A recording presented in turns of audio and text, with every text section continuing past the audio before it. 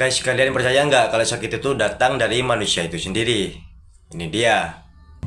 Oke guys, sebelum kalian nonton video ini nggak selesai, ada baiknya kalian subscribe dulu channel ini dan nyalakan tombol loncengnya.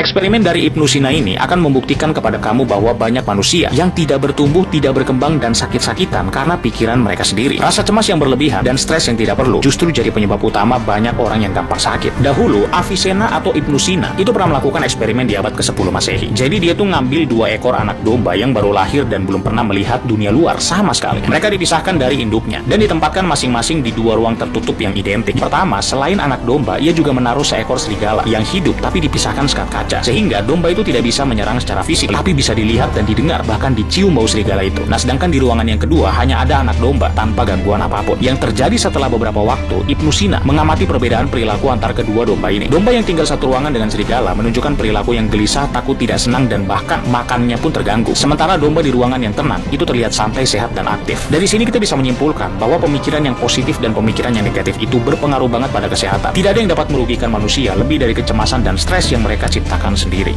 Kita itu seringkali terluka oleh pikiran kita sendiri. Karena sebenarnya tidak ada yang bisa menyakiti kita, kecuali pikiran kita sendiri. Batin kita itu, teman-teman, tidak pernah terlukai oleh siapapun dan oleh apapun di luar diri kita. Kita hanya terlukai oleh makna yang kita beri sendiri. Question your thoughts. Apapun yang muncul di pikiran kita, Anda perlu pertanyakan ulang. Apakah ini pikiran yang melemahkan diri atau memberdayakan diri? Apakah ini membuat batin kita menderita atau bahagia?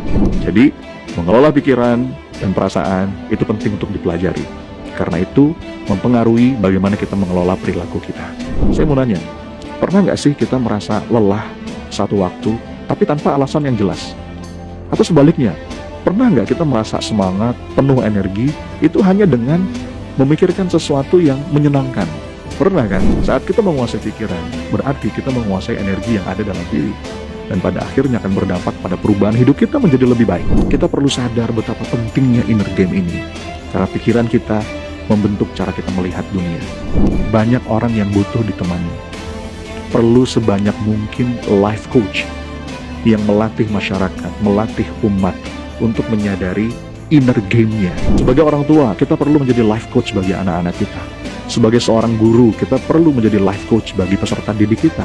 Sebagai seorang pimpinan perusahaan, kita perlu menjadi life coach bagi tim, bagi karyawan kita. Sebagai ustadz, sebagai da'i, kita perlu menjadi life coach bagi jamaah-jamaah kita. Dan sebagai sahabat, kita perlu menjadi life coach bagi sebanyak mungkin orang. Orang yang mendedikasikan dirinya, menemani umat, mengantarkan sebanyak mungkin orang dari keterpurukan menuju kebangkitan. Dan itu dimulai dari dalam. Saya mau ngajak, apakah ini juga misi Anda? Jika iya, saya ucapkan welcome to the club.